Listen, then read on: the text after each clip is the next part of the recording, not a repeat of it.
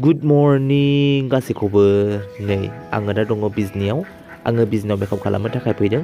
दा सोरांनायखाय फुं जानायखाय आङो सिखारबाय दसे सान्दुं जानानै आङो रेडि जाबाय रेडि जाखांनाय लोगो लोगो आङो दा ओंखारलांसिगोन बिजनियाव मानो होनबा बिराद टाइम जाबायमोन नालाय आंखौ लांनो लेट सफैदों आरो आं ओंखारनायखौ नुनानै सैमाया आंजों ओरैबायदि गेलेनो नागिरदोंमोन नाथाय आं एसे कन्ट्रल खालामदोंमोन नै बाथ'फोराबो रायदावदोंमोन बाथ'फोरजों रायदावनायखौ नुनानै सैमाया जेलियास जानानै आंखौ बाग्रामबावदोंमोन आरो दा आंखौ लांनो फैबाय आं गारियाव गाखोनानै जल्दि थांखानोसै आरो आंखौ सफैनानैहाय दा नैबे आदाया पिकआप खालामदोंमोन आंखौ लामानिफ्राय आरो आदाया हौवा गोदाननि न'सिम आंखौ